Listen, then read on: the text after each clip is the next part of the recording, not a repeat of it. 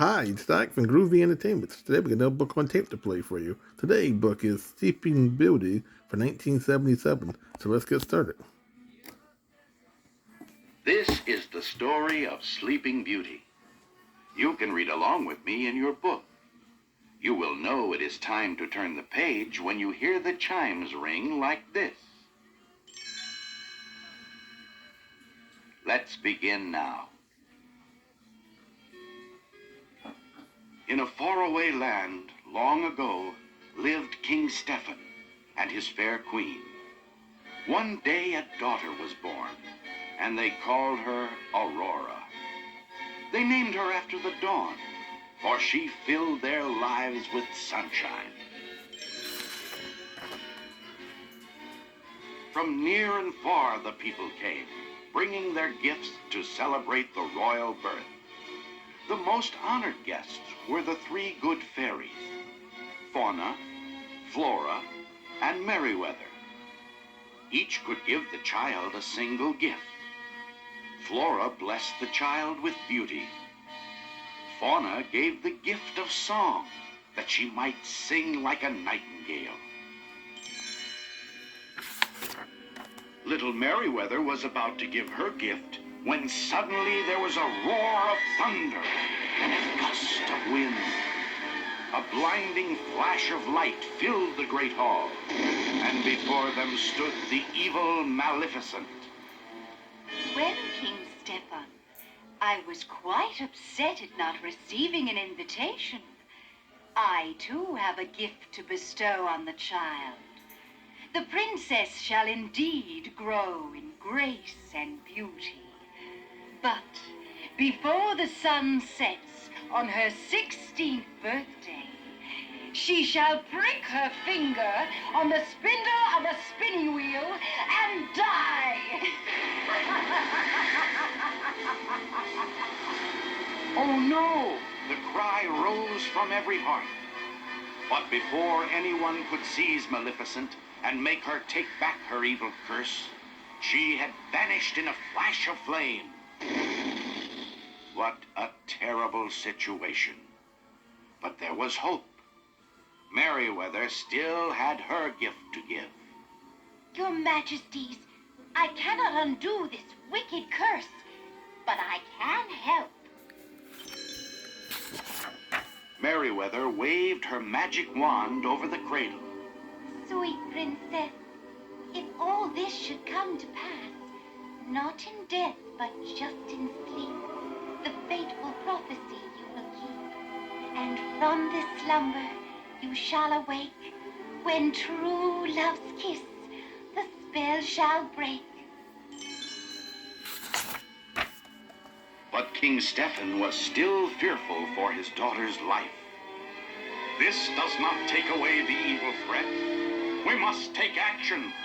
Let every spindle and spinning wheel in the country be burned. That night, the countryside was aglow with the light of burning spinning wheels. Meanwhile, the three good fairies were trying to think of a better plan. Merryweather told the others, A bonfire won't stop Maleficent. There must be some way we can protect Aurora from that wicked old witch. I know. Let us raise the princess in a secret hiding place. We will keep her safe until her 16th birthday. Sadly, the king and queen agreed. Disguised as simple peasant women, the three good fairies took the young princess to a tiny cottage deep in the woods. They called her Briar Rose instead of Aurora, and never told her she was a princess. So, for 16 years, the whereabouts of Aurora remained a mystery. On her 16th birthday, Briar Rose was picking berries when she chanced to meet a handsome young man riding in the forest. He was very kind. She was rather shy. She was not supposed to speak with strangers, but Briar Rose felt as if she knew him, for she had often dreamed of meeting someone so charming. She asked him to come to the cottage that evening and meet her family. Then Briar Rose rushed home to tell Flora, Fauna, and Merryweather her happy news. She was falling in love. I know you, I walked with you once upon a dream. I know you, the gleam in your eyes is so familiar a gleam. Yet I know it's true that visions are seldom all they seem. But if I were you, I know what you'll do. You'll love me at once the way you did once upon a dream.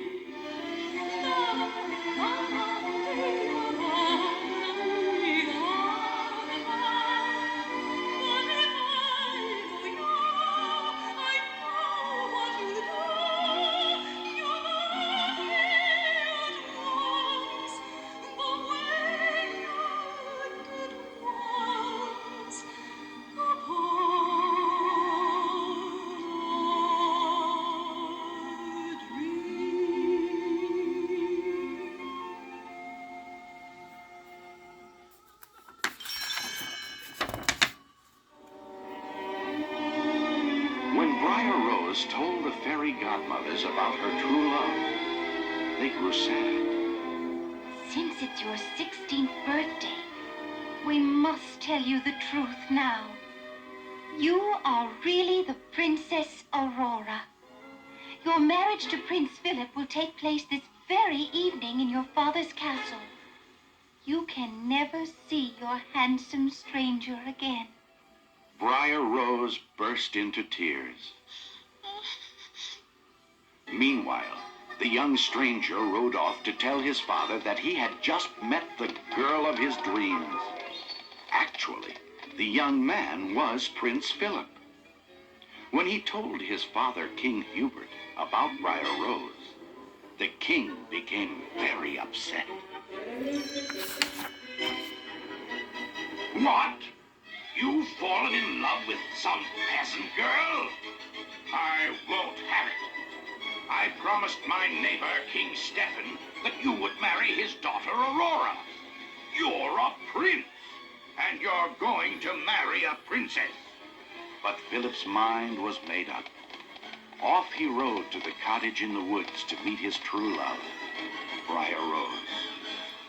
But she was not there. The three good fairies had carefully escorted her to King Stephen's castle. The poor princess should have been happy, but all she could think of was her lost love. Merryweather led her up to her room. Cheer up, dear. You can't meet your father looking so glum. We'll leave you alone for a few moments to dry your tears. While the good fairies waited outside, a mysterious voice began calling to the sad princess.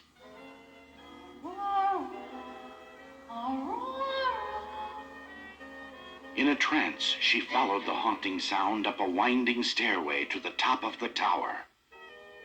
Off in the distance, Merryweather heard the evil chant. Listen, it's Maleficent. The fairies rushed through the palace corridors, searching for the princess. Rose! Rose! Don't touch anything! But Maleficent's curse was far too powerful. The evil fairy called out from the shadows. Touch the spindle. Touch it, I say! As if in a dream, Aurora stretched out her hand to touch the shining spindle. The fairies finally found Maleficent, but alas, it was too late. You poor, simple fools, thinking you could defeat me, mistress of all evil. Well, here's your precious princess. Maleficent pulled back her long cape to reveal the beautiful Aurora lying in a deep sleep. Maleficent disappeared in a blaze of light. Her curse was complete.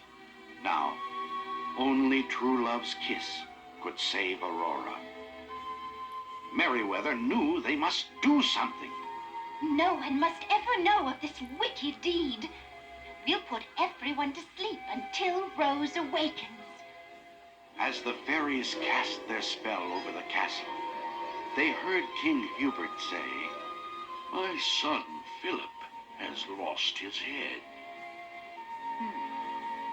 He fell in love with some girl named Briar Rose." Flora realized that the young stranger Rose had met in the forest was really Prince Philip. But miles away, Maleficent was plotting. Prince Philip is the only person who can break my evil curse. I must find him at once. She and her demon army captured Philip and locked him in a deep dungeon. But the good fairies flew to Philip's rescue and freed him. They armed him with a magic sword and led him to the sleeping princess. Maleficent was furious when she found that the prince had escaped. Determined to stop him, she turned herself into a fiery dragon. But her evil could not overcome Philip's magic sword and his true love. Maleficent was destroyed. With the help of the three fairies, Prince Philip found the tiny tower room where his sleeping beauty lay. There, dreaming of her true love, was the Princess Aurora, the very same girl he had fallen in love with. He gave her a kiss. She opened her eyes and smiled. Maleficent's spell was broken. Soon the whole castle was awake, and the joyous wedding celebration began. And so, the Sleeping Beauty and her own true love were married and lived happily ever after.